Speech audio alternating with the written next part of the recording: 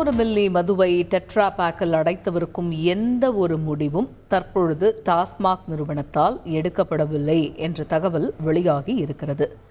இது குறித்த விவரங்களை எமது செய்தியாளர் பாஸ்கர் விவரிக்க கேட்போம். டெட்ரா பேக்கில் டாஸ்மாக் மது என செய்திகள் பரவிய நிலையில் தற்பொழுது இப்படி ஒரு தகவல் பரவி இருக்கிறது. இப்போ வரைக்கும் எந்த ஒரு முடிவும் இந்த விவகாரத்தில் எடுக்கப்படலை அப்படிங்கிற ஒரு தகவல் வெளியாகி இருக்கிறது. பாஸ்கர், முழு விவரங்கள் என்ன?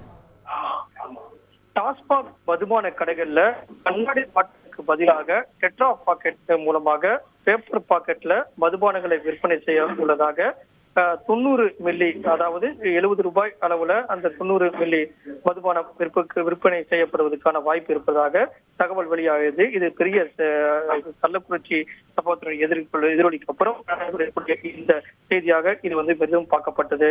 டாஸ்மாக் நிறுவனம் மூலமாக மதுக்கடைகள்ல கண்ணாடி பாட்டிலுக்கு பதிலாக 90 மில்லியில டெட்ரா பாக்கெட் வழங்கப்பட உள்ளதாக தகவல்கள் வெளியாகிய நிலையில டாஸ்மாக் நிர்வாகம் அதை முற்றிலுமாக மறுத்திருக்கிறது.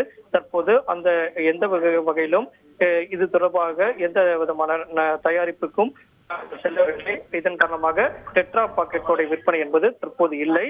டாஸ்மாக் மதுபான கடையில் கண்ணாடி பாட்டிலே வழியாகவே இந்த பாட்டில் வழியாகவே மதுபானங்கள் விற்பனை செய்யப்படும். எந்த விதத்திலும் டெட்ரா பாக்கெட்டுகளை இன்ட்ரோடியூஸ் பண்றதுக்கு எந்த வாய்ப்பும் தற்போது இல்லை. மதுபானங்கள் தொடர்ந்து கண்ணாடி பாட்டிலே விற்பனை செய்யப்படும். டெட்ரா பாக்கெட்டில் 90 மில்லி அளவுல 70 ரூபாய் அளவுக்கு எந்த விதமான முயற்சிகளும் மேற்கொள்ளப்படவில்லை அப்படிங்கிறதா தற்போதைய தகவலாக உள்ளது. விவரங்களுக்கு நன்றி பாஸ்கர்.